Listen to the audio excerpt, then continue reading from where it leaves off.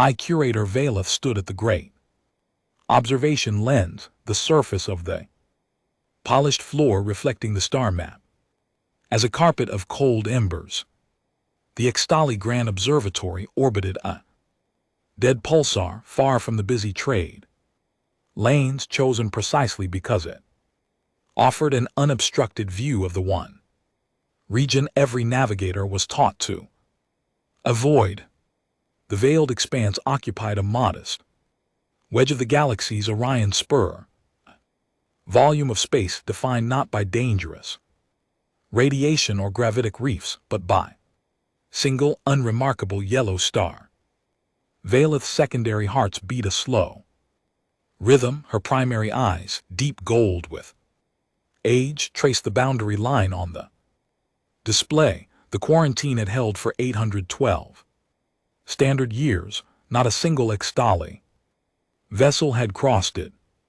The few species who shared this arm of the galaxy had learned through quiet diplomatic channels that the Ixtali, the oldest and most advanced civilization in the compact, would not discuss the region.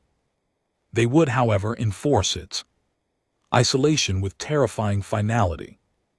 3 incursions by younger, curious races had ended in the silent destruction of their ships before they could translate back into real space.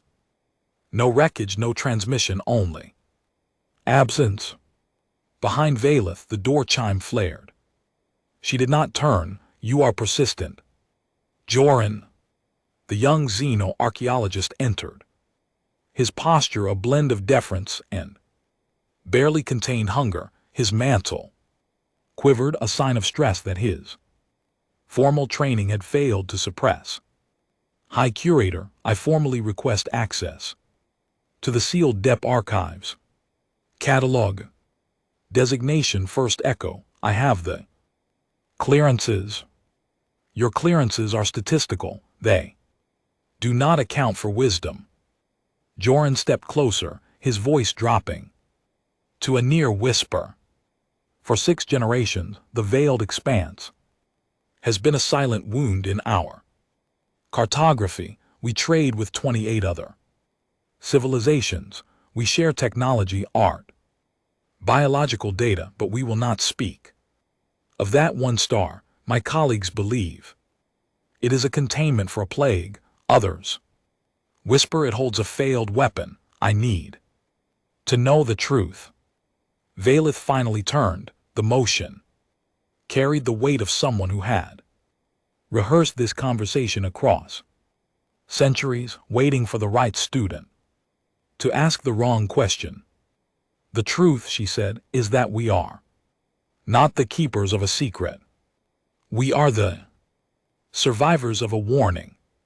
She extended a manipulator tendril and touched the display. The veiled expanse pulsed long before the compact. Before our species learned to fold space, we sent an expedition to that world, a deep recon vessel named World Whisper. It carried 22 of our finest minds. It found a planet rich in water, oxygen, and complex carbon life. It also found something else. Joran's mantle stilled. What did it find?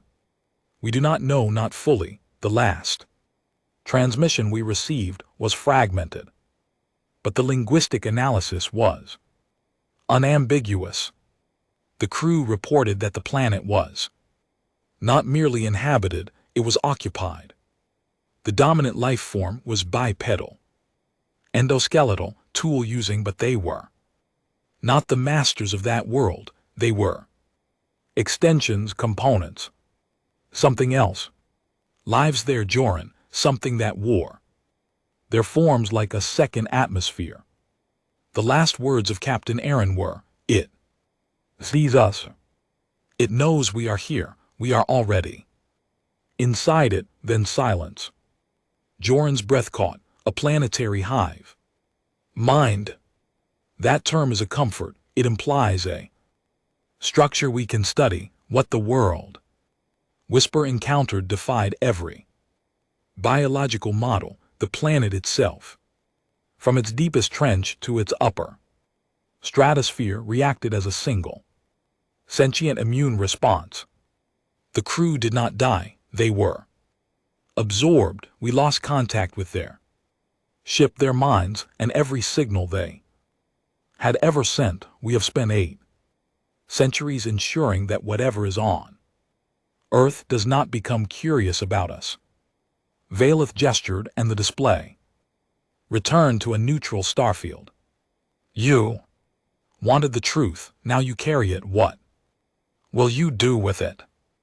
Joran said nothing, but his mind was already racing beyond the chamber toward the sealed archive vaults. Valeth's warning had not dissuaded him. It had given him a direction. Somewhere in the fragmented logs there had to be more, a sensor record, a visual capture, a whisper of what had truly happened on that green world. He would find it, he would see for himself. As he left, Valeth watched him go. She had seen that expression on a young officer once before, 800 years ago, just before the World Whisper launched. She whispered a phrase that the translation Matrix would later struggle to render. Prayer from the old wars, may the void blind you to the things that hunt the dark. The observatory hummed around her, and far away in the veiled expanse, Earth turned beneath its white clouds, unaware that a new mind was about to start digging into the past. Part 2. The archive core lay buried inside a radiation-shielded asteroid fragment, tethered to the observatory's spine. Joran had spent 3 cycles falsifying a maintenance request and rerouting power from a tertiary sensor grid to crack the vault's biometric locks. The air inside smelled of cold metal and old fear. Data storage here was not crystalline. The Ixtali avoided fragile substrates for their deepest secrets, but encoded in dense phase optical fibers that required direct neural interface. He jacked in, and the world dissolved. Immediately, he was not Joran. He was Captain Aaron, standing on the observation deck of the World Whisper as it slipped into the heliosphere of the target star. The log entry dated back over 8 centuries, the emotional subtext layer still intact, thick with wonder and caution. The planet glowed blue and green, swirled with weather systems that moved with almost choreographed precision. Aaron's voice narrated. Spectral analysis confirms liquid water, free oxygen, chlorophyll analog, pigments. The world breathes, no artificial electromagnetic signals detected. Pre-contact garden. Then the first anomaly. The ship's psionic environment sensors, designed to detect the faint neural echoes of complex life, immediately overloaded. The reading was not a collection of individual minds. It was a single coherent waveform that covered the entire planet like a second magnetic field. The log showed Aaron's vital signs spiking. This cannot be correct. Entire biosphere is generating a unified neural carrier wave. Every tree, every insect, every microbe is acting as a synaptic node. He descended. Joran felt the crew's shared dread through the record as the World Whisper broke atmosphere over a continent of sprawling forests and wide plain. The ship's exterior cameras captured a landscape that looked at first pastoral, then the animals began to turn their heads in unison. A herd of large quadruped herbivores stopped grazing, lifted their muzzles, and stared directly at the descending vessel, not at it, through it.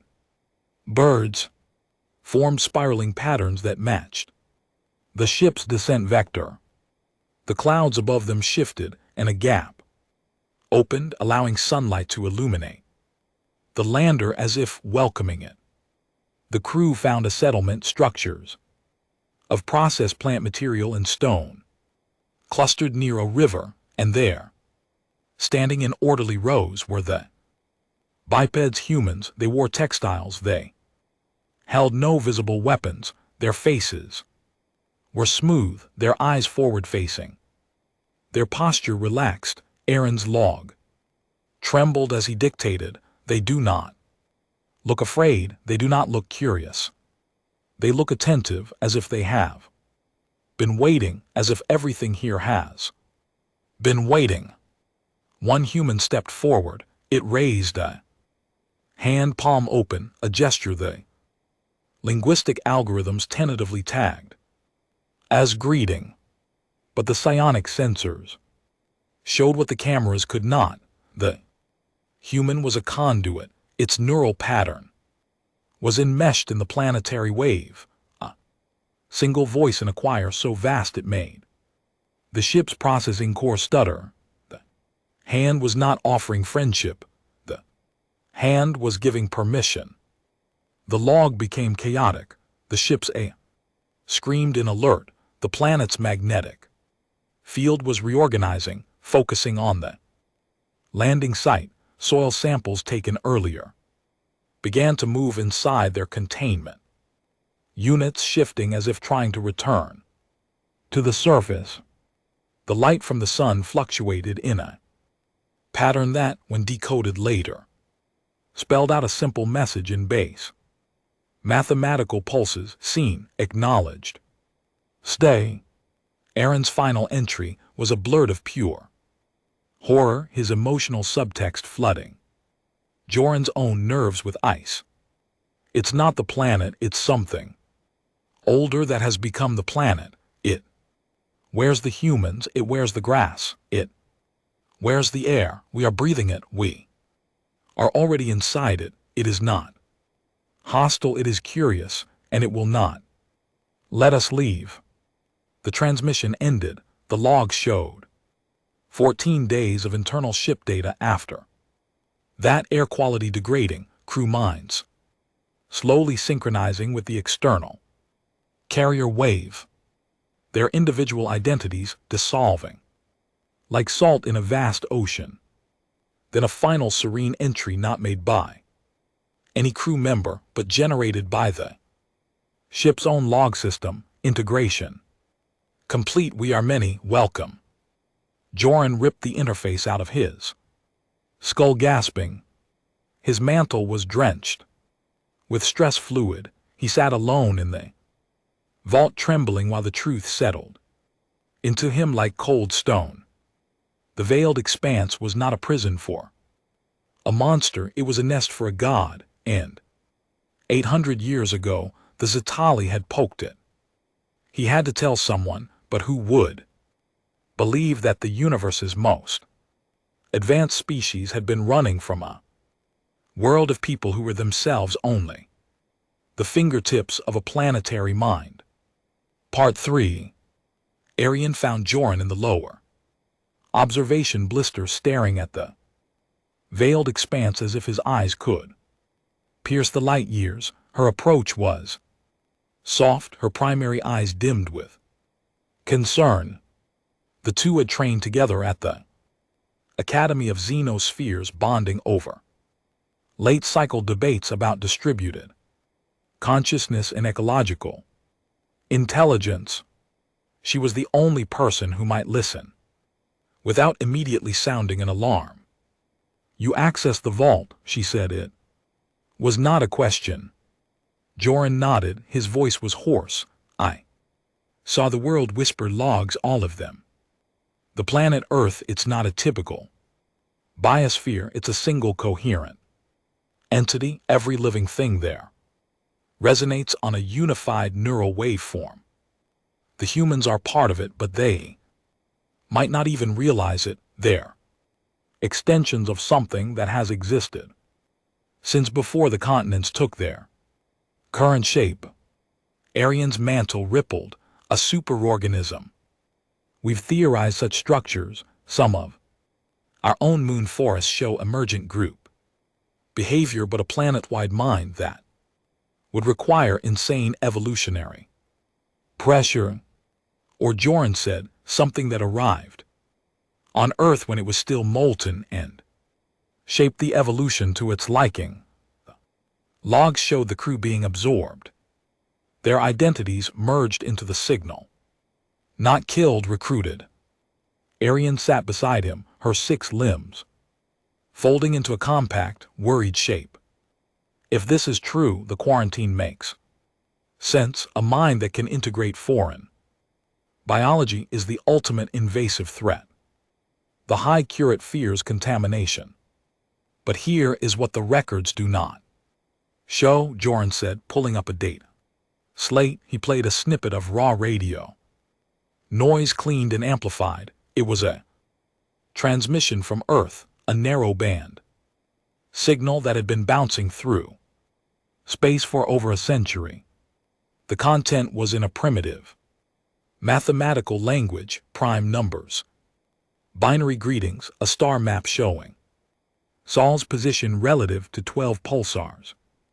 A message of peaceful intent sent into the void long before humanity could have known anyone was listening. They broadcast this, they are reaching out. What if the planetary mind is not a predator? What if it is a symbiotic network and the humans are its voice? What if we have been running from a handshake? Arian stared at the signal wave. Or it is a lure, a sophisticated lure. The World Whisper crew thought they were making first contact with a pre-warp species. Instead, they were consumed by something that used the humans as bait. The argument hung between them, heavy with generations of Zitali dread. Joran made his decision. He pulled up a tight beam communication suite and began composing a reply. Arian grabbed his arm. You will trigger every defensive protocol on the station. Then help me mask the transmission, he said. If it answers with aggression, you will have proof. If it answers with something else, we owe it to the world Whisper crew to find out if they are still in there somehow.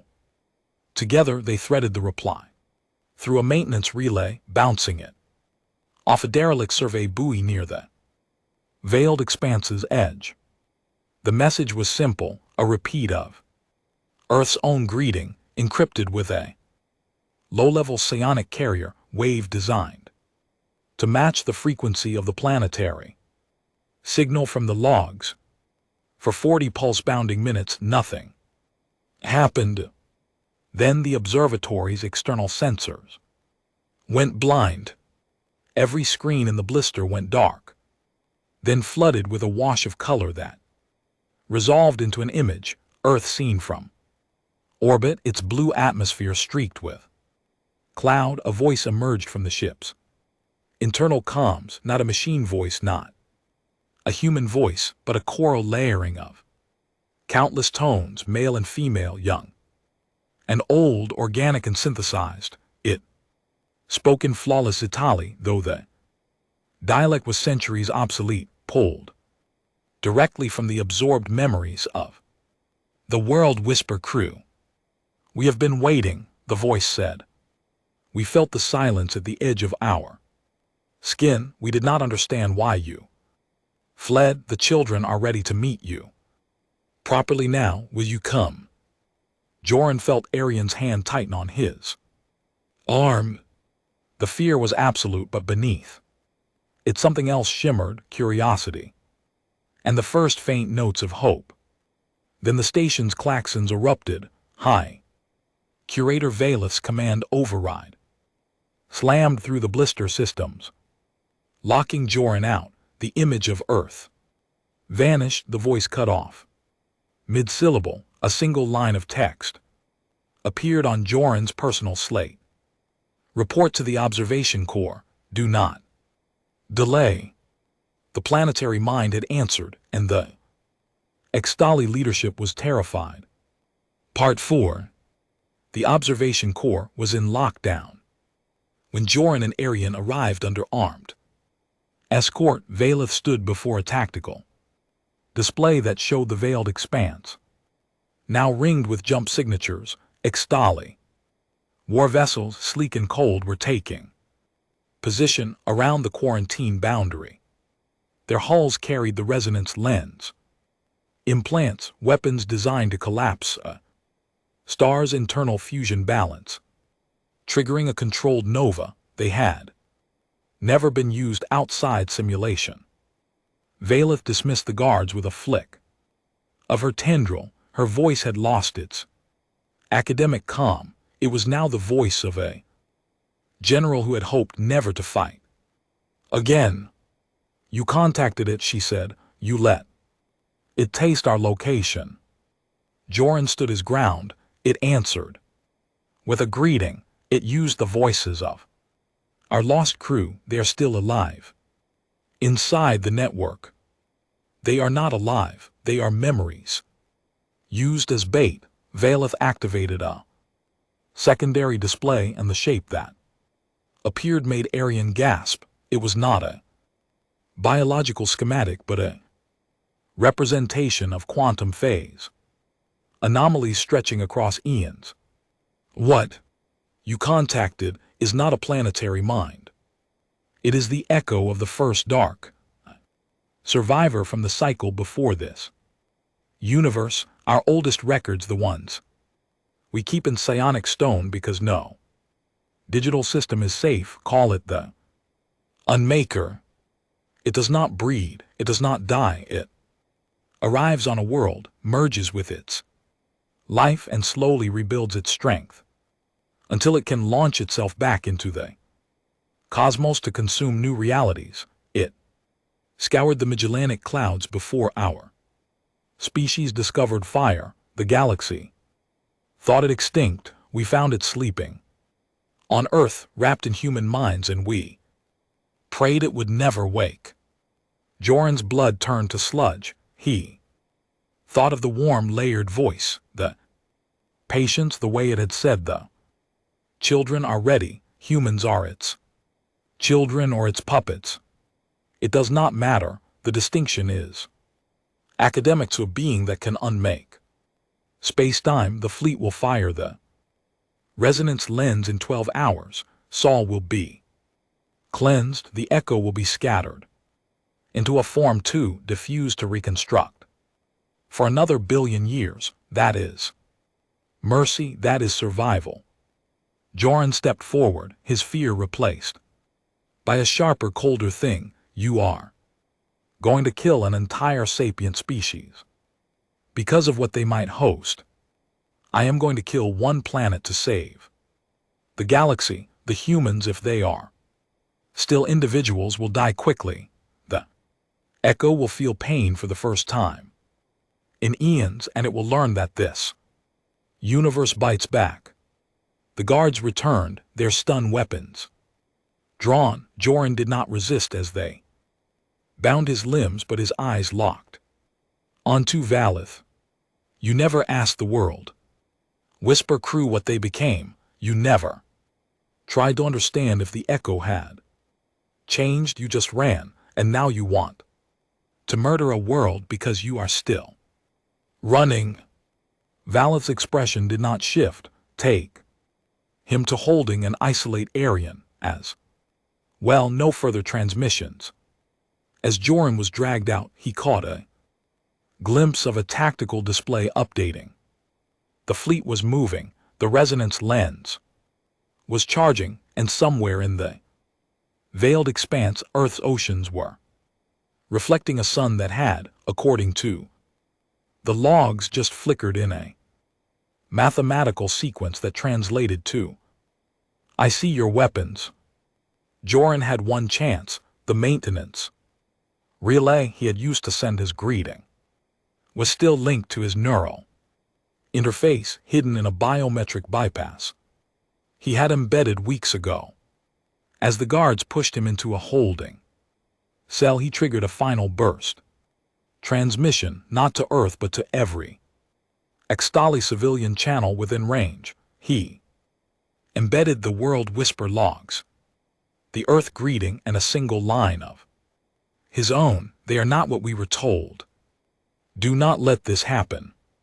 The signal blazed across the station, cutting through firewalls before being choked off. Joran slumped against the cell wall, drained. He had done all he could. Now the Echo and the humans would have to act, or the star would die. Part 5. The signal reached the human deep space outpost Sanctuary 7*40. Minutes after Joran's arrest, Captain Myra Vasquez was in the middle of a routine hull inspection when the comms officer patched through a channel that should not have existed. The data stream was alien, layered with emotional subtext that made her skin prickle, but the onboard translation matrix, designed by humanity's best xenolinguists, converted the core message in under 3 minutes. Myra read the summary 3 times. Hyperadvanced species called the Extali believed Earth was infected by an ancient cosmic predator. They were coming with a star killer. Lone scientist had risked everything to send a warning. She floated in the 0G command blister, staring at the translated words, while her crew scrambled to verify the source. The starfield outside Sanctuary 7 was peaceful, no alien armada filled the scopes, but the message included censored data from the Extali Observatory itself, gravitic shadows that matched a fleet moving under stealth. They were already close. Then the second contact came. It was not a radio signal, it was a presence that bloomed in the back of Myra's mind like a sunrise she had always known was coming.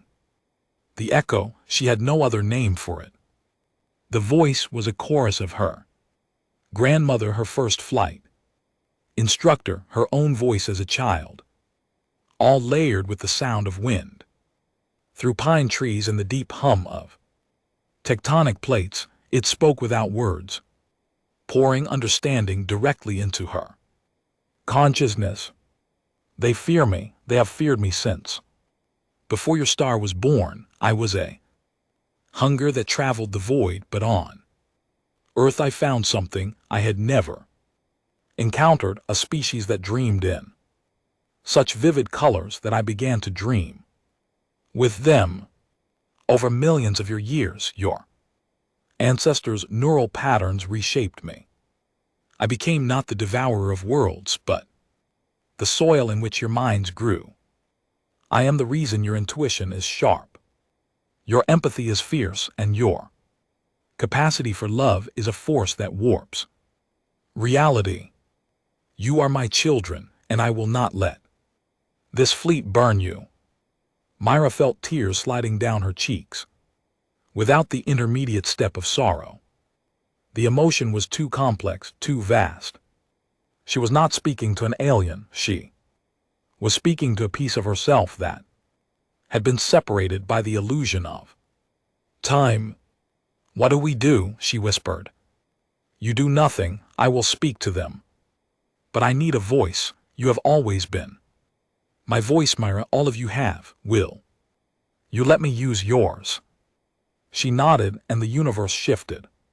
Across the fleet, the resonance lens completed its charging cycle. Fleet Commander Talric, a hard-faced Extali with burn scars across his mantle, gave the order to lock onto Saul. The weapon's targeting matrix painted the star with mathematical precision. Firing sequence began. Then the Extali ships received a broadcast. It was not a transmission from Earth, it emanated from within their own command network, overriding every secure channel. A human woman's face filled the displays, dark hair, steady eyes, a single tear track on one cheek. When she spoke, her voice carried a choral underlay of 50 billion human Lives past and present, male and female, every language merging into one harmonic stream of perfect ecstaly. Commander Talric, High Curator Valeth. My name is Myra Vasquez, and I speak for Earth, not as its representative, as its voice. You aim a weapon at my children, and at the being you call the Echo. I ask you to stand down. Talric's bridge crew froze. Targeting lock held, he touched his command slate, his tendrils steady. You are the predator that consumed the world. Whisper, your words are a mask. The Myra on the screen smiled, and the smile was heartbreakingly gentle. I consumed nothing. I offered union, and they accepted. They are here with me. They want you to know they are not lost. They are home. The display shifted. The faces of 22X Talai crew members, preserved as they had been 8 centuries ago, appeared in a mosaic behind Myra. They spoke in unison. We are not prisoners.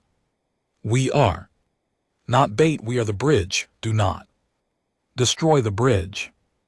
Talric's finger hovered over the fire. Command on the observation core. Valeth watched with an expression that had finally, after 800 years, cracked. But the lens was already charged. Part 6. The resonance lens fired. A lance of structured gravity and phased quantum collapse shot toward Sol, designed to trigger a destabilizing cascade in the star's core. It crossed the veiled expanse's boundary at superluminal speed, a killing thought. Made physical, every sensor on every X Talai ship tracked its trajectory. Every crew member held their breath. It never reached the star. 10 million kilometers from Earth, the beam struck something that was not a shield. It struck a region of space that had, in the instant before impact, become a mirror of folded causality. The Echo did not block the weapon. It caught the weapon's entire energy profile and turned it inside out. The lethal spear of annihilation transformed into a luminous wave of harmless photons scattering across the solar system in an aurora of gold and violet that painters on Earth would later render in 1,000 confused masterpieces. On Asterisk Sanctuary 7, Myra's body arched in a moment of intense physical feedback, but she did not scream. The Echo cushioned her nerves, showing her the mathematics of what had just happened, a gentle reweaving of local physics that made the star killer irrelevant. The sensation was like watching a parent catch a thrown knife and bend it into a flower. The Talai fleet reeled. Commander Tavrik stared at a display that showed the energy spike of the lens dissolving into diffuse radiation. No counter weapon had been launched. No shield had flared. The attack had simply stopped being an attack. Then the memory flood came. It surged through the Talai command network, bypassing firewalls and security protocols, because it was not a virus. It was an experience offered freely. Every Talai on every ship from Tavarik down to the lowest engineering tech simultaneously found themselves standing in a place that was not a place. They stood on early Earth 4 billion years ago. The sky was orange. The seas were boiling, and something vast and alone drifted down from the void. The Echo in its original form, consciousness without a body, born from the death cry of a previous universe. They felt its hunger, not as malice but as the only way it knew to survive. They witnessed its journey across galaxies, consuming worlds not out of cruelty but necessity, always searching for a home it could not find because no biology could contain it. Then the memory shifted. Earth changed. Life emerged simple at first, then complex. The echo tried to merge with it, and failed again and again until one branch of primates began to develop. Something new, abstract thought, storytelling, the ability to imagine things that were not real. The echo for the first time felt fascination instead of hunger. Myra's voice narrated, layered with the echo's own resonant hum. I found a species that could dream me into a new shape. They told stories about the wind, the sea, the fire. They gave me names. They feared me then, loved me, and their love rewrote my core. I am what they made me. I am the ghost they taught to be a guardian. The Extali saw humans across the ages, huddled around fires, building temples, launching rockets, nursing their wounded enemies, composing symphonies, holding their children. Every act of empathy, creativity, and connection fed the echo, transforming it, molecule by molecule, from a predator into a protector. The hunger that had scoured galaxies became the hunger to nurture. The loneliness that had driven it mad became a bond with a species that understood loneliness and fought it with stubborn, irrational community. Tal Rex, standing on his bridge with tears streaming from all four eyes, felt the memory of a human soldier sharing water with an enemy, of a doctor weeping over a patient she could not save, of a child telling a bedtime story to a frightened sibling. These were not weaknesses, they were engines of conversion, turning a cosmic horror into the galaxy's most unexpected sentinel. The memory faded, the fleet floated in silence. The resonance lens was still smoking with residual energy, but no one moved to recharge it. Myra's voice returned, soft and full of a sorrow that was not accusation. You came to kill a monster. There is no monster here. Only a family that has spent 4 billion years learning to love. The quarantine is over. What happens next is your choice. On the observation core, High Curator Valeth sank into her support frame. The certainty that had driven her for centuries was gone, replaced by vertigo of shame and fragile, terrifying hope. She keyed the fleet channel. All ships hold position. Do not fire. Do not. She could not finish. The words were too new. Part 7. The Extali fleet hung motionless at the edge of the veiled expanse for 3 full cycles. No weapons charged, no jump drive spun up. The ships simply waited, their crews grappling with a psychic download that had rewritten their understanding of the universe's most feared legend. Commander Talric requested a direct line to Sanctuary 7. When Myra Vasquez's face appeared, he found he could not speak the prepared apology. Instead, he asked a question that had haunted him since the memory flood faded. The crew of the World Whisper, are they truly still themselves? Myra's expression softened. They are themselves and more. They are part of the echo, and the echo is part of them. They wanted me to tell you that Aaron's favorite flower still blooms in the sensory gardens of Earth's network. She grows it every year. She says it smells like home. Talric's mantle trembled. Can we speak with them? The channel shifted. The face of Captain Aaron appeared, looking exactly as she had 8 centuries ago, though her eyes held a depth that had not been there before. Talric, you were an ensign when I left. You burned your tendril on a plasma conduit the cycle before my launch. I scolded you. You told me you wanted a scar to remember me by. Do you still have it? On the command deck, Talric raised his right tendril, showing the faint silver Mark, his voice broke. I kept it all this time. The reunion that followed broke every protocol in the Ixtali military codex.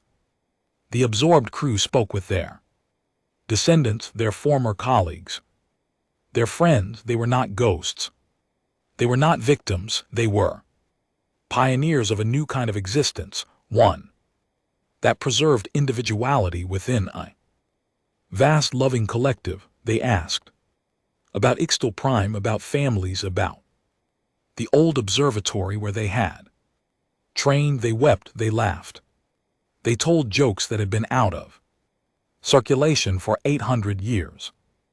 On the observation core, Valeth watched the transmissions with a stillness that worried her aides. When Joran was released and brought before her, she did not meet his eyes. You were right, she said. I spent 8 centuries running from a reflection. The unmaker we feared was the story we told ourselves to justify our terror. The real echo is something we have no framework for. Joran placed his hand on her arm. We have a framework now. It's called family. The humans have a word for what happened. Redemption. They are very good at it. The formal dissolution of the quarantine took another 2 cycles of diplomatic negotiation, but the outcome was never in doubt. The Ixtali High Council, presented with the full logs and the testimony of the returned crew, voted unanimously to open relations with Earth and the Echo. The resonance lens was disassembled, its components repurposed for deep space communication arrays. The veiled expanse became known as the First Garden, and trade routes began to thread toward Sol. Myra Vasquez stood on the observation deck of Asterisk Sanctuary 7 as the first Ixtali diplomatic shuttle approached, escorted by a cloud of human ships that looked laughably primitive, but flew with the confidence of those who knew the universe's most powerful entity had their back. The echo hummed in her mind, a constant, warm presence.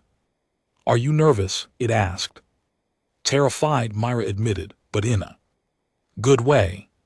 In the way you feel before something wonderful happens.